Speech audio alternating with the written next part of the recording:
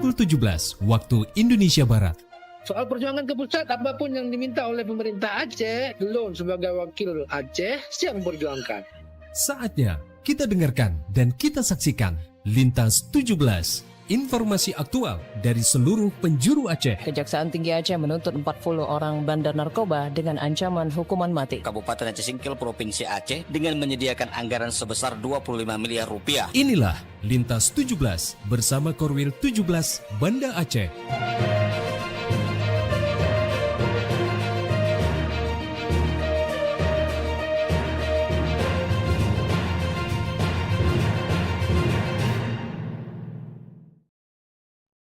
Assalamualaikum warahmatullahi wabarakatuh. Dari Jalan Sultan Iskandar Muda nomor 13 Banda Aceh, saya Arso bersama presenter dari RRI Sekorwil Nusantara 17 Banda Aceh, Lok Sumawe, Melabu, Takengon, Sabang, dan Singkil mengantarkan Lintas 17. Siaran berita berjaringan menyajikan informasi aktual terjadi di berbagai penjuru Aceh. Edisi hari ini, Sabtu 30 Mei 2026.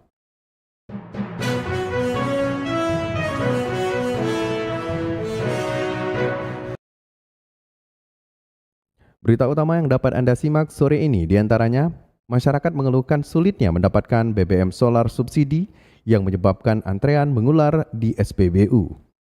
Korban bencana alam di Bener Meriah yang menghuni Huntara mendapat bantuan daging kurban.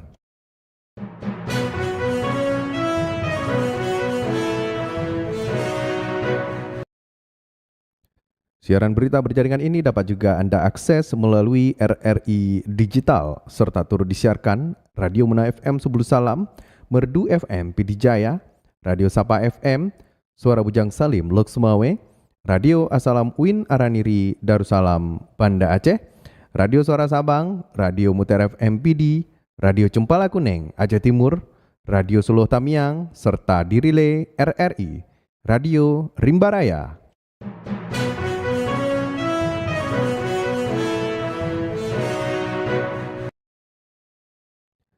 Baiklah, berita pertama kami mulai dari Kutaraja, Banda Aceh.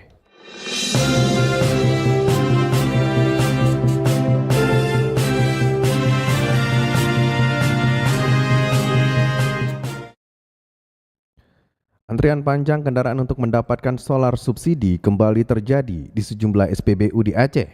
Berikut dilaporkan Cindy Novita. Antrean kendaraan pengangkut barang, truk hingga kendaraan usaha terlihat mengular di sejumlah stasiun pengisian bahan bakar umum SPBU di Aceh dalam beberapa hari terakhir. Pantauan RRI menunjukkan antrean solar terjadi di sejumlah SPBU di Kota Banda Aceh, Aceh Barat, hingga Nagan Raya. Panjangnya antrean membuat sebagian pengendara harus menunggu selama berjam-jam. Tidak sedikit pula yang memilih meninggalkan kendaraannya di lokasi antrean agar tidak kehilangan giliran saat distribusi solar kembali tersedia. Menanggapi kondisi tersebut, Sales Area Manajer Retail Aceh PT Pertamina Patraniaga, Misbah Bukhori, menjelaskan bahwa biosolar merupakan bahan bakar subsidi yang penyalurannya diatur berdasarkan kuota yang telah ditetapkan pemerintah.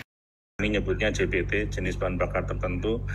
Ini ada kuota per masing-masing kabupaten kota per SPBU dan ini ditetapkan oleh pemerintah melalui BPA Migas, tentunya sesuai dengan anggaran subsidi yang sudah ditetapkan oleh pemerintah setiap tahunnya. Dengan penyaluran yang tepat sasaran dan pengelolaan yang efektif, diharapkan antrean panjang di SPBU dapat berkurang sehingga aktivitas masyarakat dan pelaku usaha tidak terganggu. Dari Banda Aceh, Cindy Novita melaporkan. Masyarakat Turki melalui Somuncubaba menyalurkan 40 ekor sapi kurban untuk masyarakat Kota Banda Aceh. Selengkapnya dilaporkan reporter TC Maulidia Putri.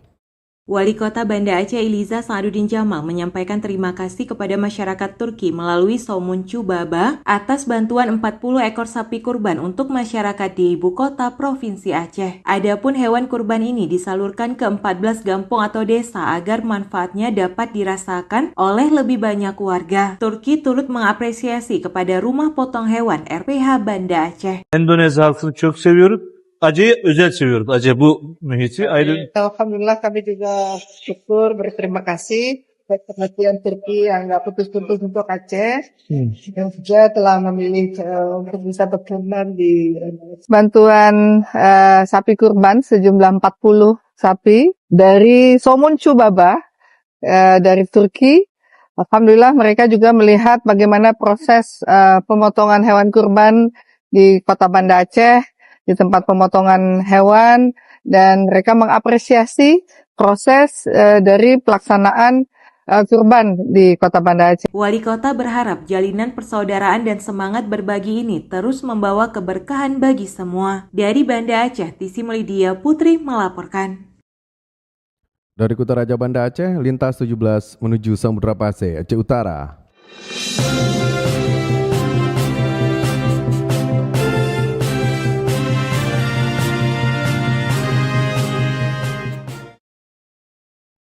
Pemerintah Kabupaten Aceh Utara memperoleh alokasi anggaran sebesar 140 miliar rupiah dari transfer keuangan daerah atau TKD Provinsi Aceh.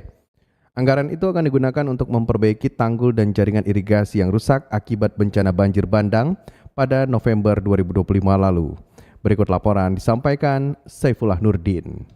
Pemerintah Kabupaten Aceh Utara memperoleh alokasi anggaran sebesar 140 miliar rupiah dari transfer keuangan daerah TKD Provinsi Aceh. Anggaran ini akan difokuskan untuk memperbaiki tanggul dan jaringan irigasi yang rusak akibat banjir bandang pada 26 November 2025 yang lalu. Bupati Aceh Utara Haji Ismail Ajalil yang akrab disapa Ayahwa menyatakan bahwa dana tersebut akan dialokasikan khusus untuk memulihkan infrastruktur di Aceh Utara. Aceh Utara mendapatkan 140 miliar dari TKD Aceh untuk memperbaiki tanggul dan irigasi yang rusak. Sisanya nanti akan dianggarkan oleh Balai Wilayah Sungai atau BPS, sedangkan proyek pembangunan dan perbaikan jaringan irigasi ini sudah memasuki tahapan tender. Mulai dari TKD Provinsi, kita mendapat sekitar 140 miliar, sisanya dari Balai.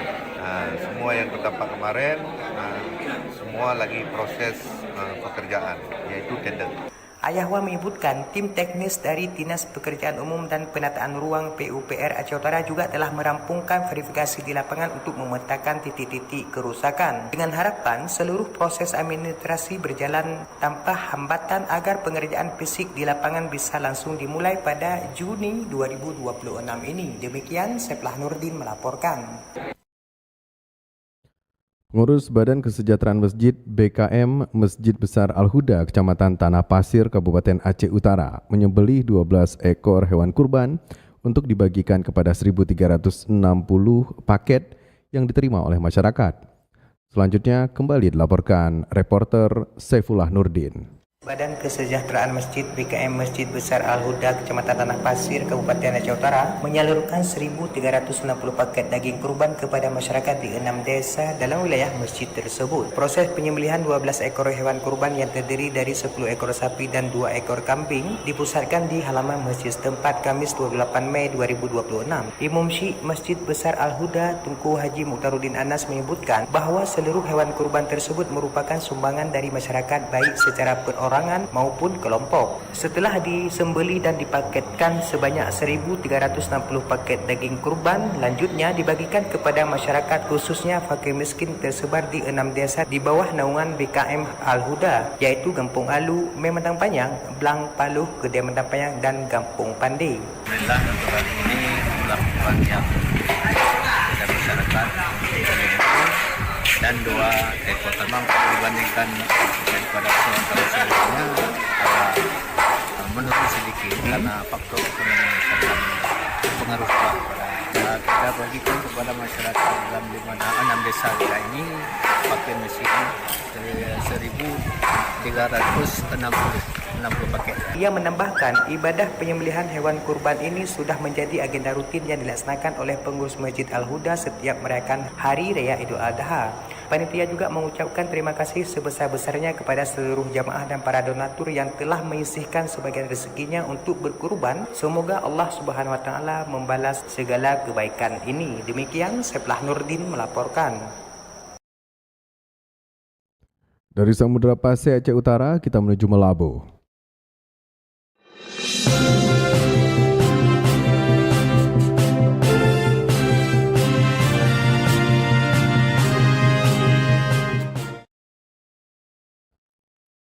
Jemaah Masjid Al-Muhajirin Dusun Cotkande, Desa Lapang, Kecamatan Johan Pahlawan, Kabupaten Aceh Barat, melaksanakan penyembelihan hewan kurban dengan menyembelih 27 ekor sapi.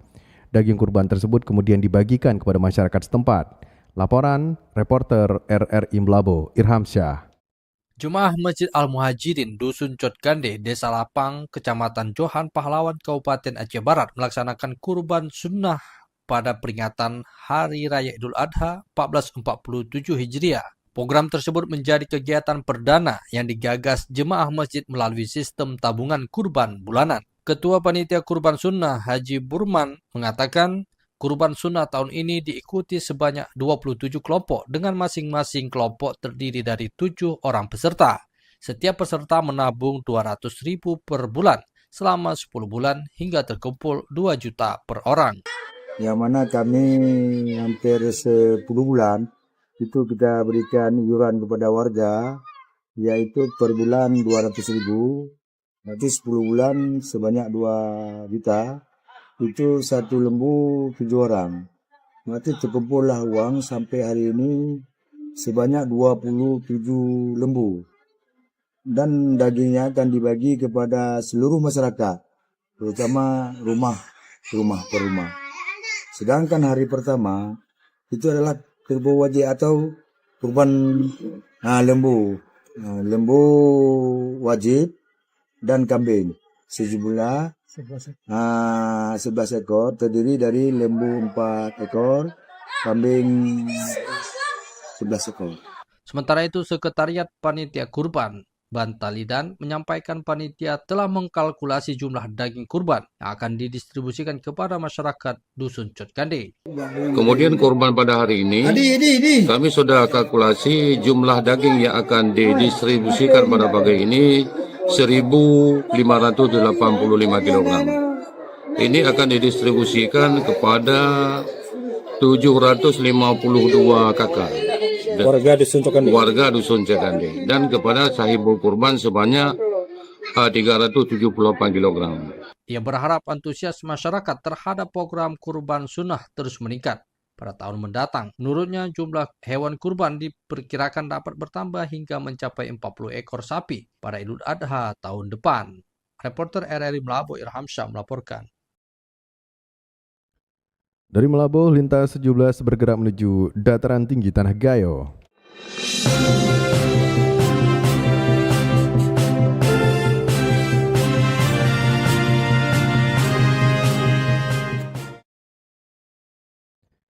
Jembatan Baile Karangrejo, Kabupaten Bener Meriah diresmikan. Jembatan penghubung antar kecamatan itu kini sudah bisa digunakan warga setelah sebelumnya akses transportasi sempat lumpuh akibat diterjang banjir bandang pada November 2025 lalu.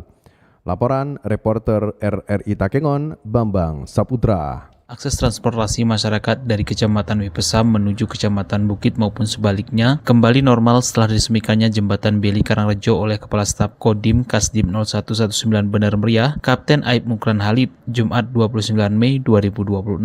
Dan Dim 0119 Bener Meriah, Letkol Infantri Ahmad Fauji melalui Kepala Staf Kodim Kapten Aib Mukran Halid mengatakan peresmian jembatan tersebut menandakan akses transportasi dari Kecamatan Wipesam menuju Kecamatan Bukit kembali normal setelah sebelumnya lumpuh diterjang banjir bandang. Kehadiran jembatan Beli itu diharapkan mampu memperlancar aktivitas warga baik dalam bidang ekonomi, pendidikan, kesehatan maupun sosial kemasyarakatan. Pembangunan dan pemasangan jembatan Beli merupakan bentuk kepedulian pemerintah terhadap kebutuhan masyarakat, khususnya dalam membantu pemulihan akses transportasi. Peresmian jembatan Beli tersebut turut dihadiri Sekretaris Daerah Bener Meriah Rizwan Dika, tokoh masyarakat dan unsur terkait. Sementara itu, warga Karangrejo mengucapkan terima kasih kepada pemerintah yang telah membangun jembatan tersebut, mengingat akses yang selama ini lumpuh akibat bencana dapat kembali digunakan oleh masyarakat. Bambang Syahputra, RRI Takengon, melaporkan. Pemerintah daerah Kabupaten Bener Meriah membagikan daging kurban kepada penghuni hunian sementara sebagai bentuk kepedulian terhadap korban terdampak bencana alam. Selengkapnya dilaporkan Alfi Sahrin. Pemerintah daerah Bener Meriah membagikan daging kurban untuk keluarga beresiko stunting sekaligus penghuni hunian sementara. Sekretaris Daerah Bener Meriah Riswandika Putra mengatakan, hal itu dilakukan sebagai upaya mencegah dan menurunkan angka stunting di daerah tersebut. Antusias masyarakat dalam berkurban tahun ini sebutnya sangat meningkat, sehingga perlu diterapkan rasa berbagi, terutama kepada masyarakat terdampak bencana. Untuk Masjid Agung Babu Salam ini kita serahkan kepada ibu hamil dan ibu menyusui, termasuk juga untuk anak-anak stunting. Selanjutnya juga untuk fakir miskin dan pengungsi huntara. Dan masyarakat sekitar memang yang hadir di sini juga tetap kita bagikan juga untuk fakir miskin di sekitar lingkungan Masjid Agung Babu Salam. Pihaknya berharap masyarakat tetap antusias untuk berkurban setiap tahunnya demi menjalankan ibadah serta berbagi terhadap sesama, terutama bagi yang membutuhkan. Alfi Sahrin, RRI Takengon, melaporkan. Anda sedang mendengarkan Lintas 17 dari Korwil 17 Banda Aceh.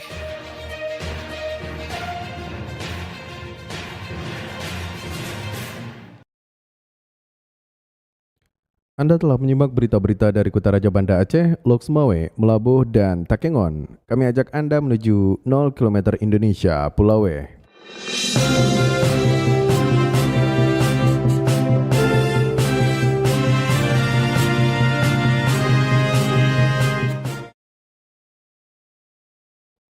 Sekolah di Sabang menyembelih hewan kurban pada momen Lebaran Idul Adha. Daging kurban tersebut kemudian dibagikan kepada siswa sekolah dan masyarakat sekitar, sekaligus memaknai sebagai bagian dari pendidikan karakter berbasis syariat Islam yang diterapkan di lingkungan sekolah.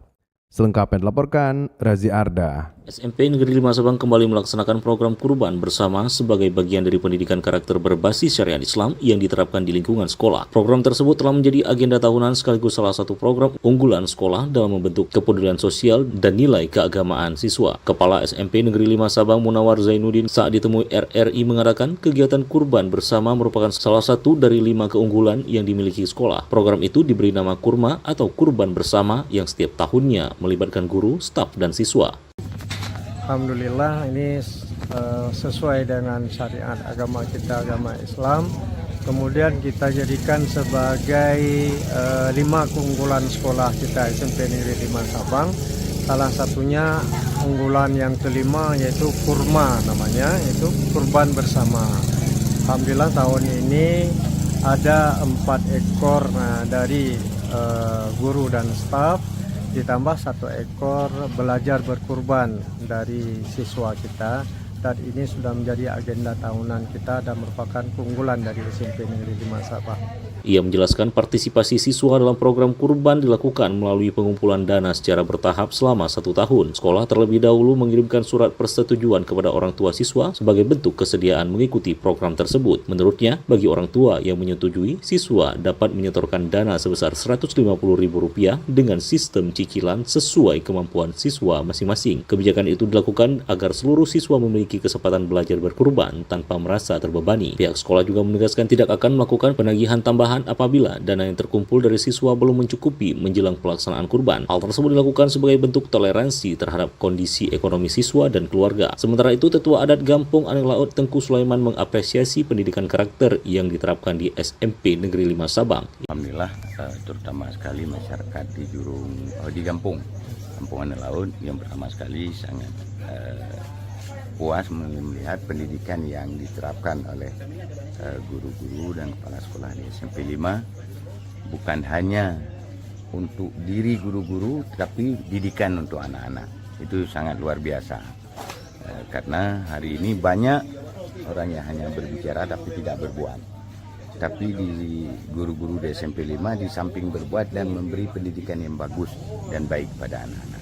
Ia menambahkan respon orang tua terhadap program tersebut sangat positif. Bahkan sebagian wali murid secara langsung datang ke sekolah untuk menyerahkan dana sedekah kurban. Hingga kini hampir tidak ada keluhan dari orang tua terkait pelaksanaan program kurban bersama tersebut.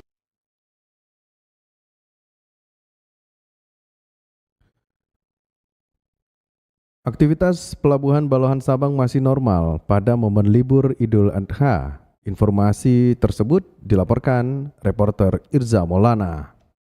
Arus kedatangan penumpang maupun wisatawan di Pelabuhan Bolahan Sabang masih terpantau normal dan belum menunjukkan lonjakan signifikan pada momentum libur Idul Adha 2026. Peningkatan jumlah penumpang diperkirakan baru terjadi pada akhir pekan seiring kembali dibukanya objek wisata bahari di Pulau Weh Sabang. Sebagaimana diketahui, aktivitas wisata bahari sebelumnya ditutup sementara selama libur Idul Adha dan dijadwalkan kembali beroperasi pada Jumat 29 Mei 2026. Kondisi tersebut diprediksi akan memicu peningkatan kunjungan wisatawan ke Sabang pada hari Sabtu dan Minggu. Koordinator Pelabuhan Bolahan Sabang, Sabta Febriansyah Saputra, kepada RRI mengatakan pihaknya telah menyiagakan 12 personil untuk mengantisipasi kepadatan penumpang di area pelabuhan. Ia menjelaskan penempatan personel dilakukan di sebelah titik yang dinilai rawan terjadi penumpukan penumpang atau wisatawan agar arus pergerakan itu tetap berjalan lancar selama puncak kunjungan akhir pekan. Kalau kita personilnya ada 12 orang, Bang. Ada sebagian yang di antrian kapal lambat, ada yang di kapal cepat. Ya untuk minimalisir arus penumpang lah, biar jangan terlalu macet kan. Dan dibantu dengan KP3 juga, orang karantina, seperti itu, Bang. Dia menambahkan selain personel pelabuhan, pengamanan dan pengawasan di Pelabuhan Bolahan Sabang juga melibatkan sejumlah instansi terkait seperti KP3 dan karantina kesehatan. Otoritas pelabuhan turut menghimbau wisatawan menjaga kebersihan lingkungan dan memperhatikan barang bawaan masing-masing saat berada di area pelabuhan. Kemudian dia menambahkan pihaknya juga terus berkoordinasi dengan operator kapal cepat maupun kapal lambat untuk menjaga ketepatan jadwal pelayaran. Bahkan operator kapal lambat dilaporkan mulai menambah intensitas pelayaran hingga 4 trip untuk mengantisipasi lonjakan penumpang maupun wisatawan pada akhir pekan ini. Kian Irza Maulana melaporkan.